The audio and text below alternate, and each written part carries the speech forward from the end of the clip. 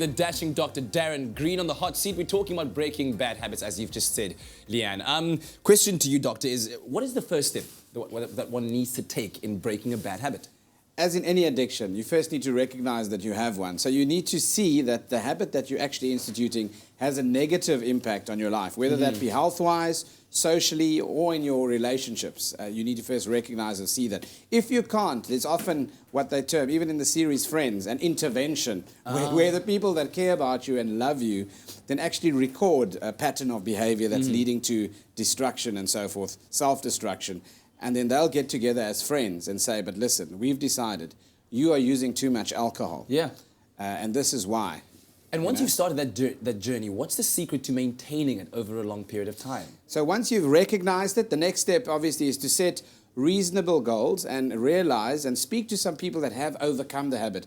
So get positive reinforcement by speaking to people that can identify with you. Because if someone hasn't been through what you've been through, you tend to believe it less likely. You don't tend to believe them. And then you need reasonable goals that are achievable and then small wins. So don't set goals that are massive, like I'm not going to have an alcoholic beverage for 2 years, for example, just as a social habit. Yeah. But, so set small, reasonable goals where you can recognize small wins. Yeah.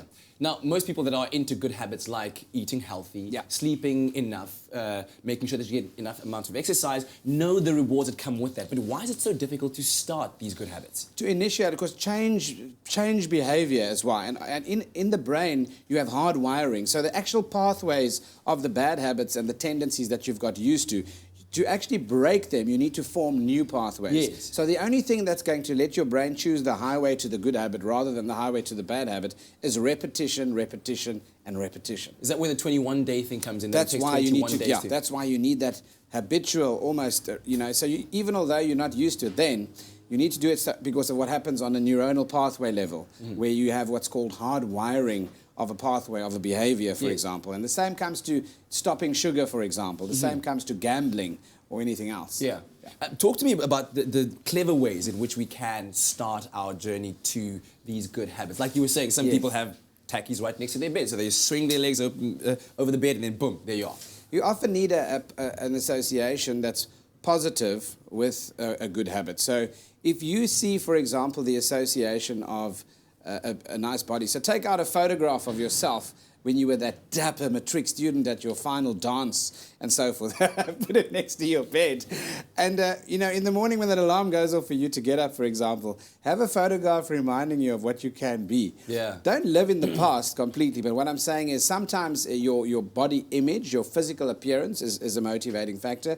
Sometimes it's a relationship, for example, of someone that inspired you and told you to believe in yourself and something. Put that person next to your bed. Sometimes there's a memoir or memory that you need to hold on to. So everyone's got a unique recipe that they need to find regarding that kind of thing, but you need to reinforce it, obviously, with those rewards. Incentivizing people gets them to change behavior.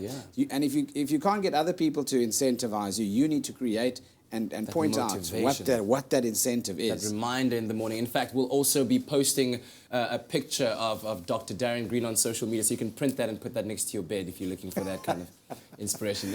Our lines will remain open as we continue this chat with Dr. Darren Green, 0839133378. But still, lots more to come on your Feel Good Breakfast Show.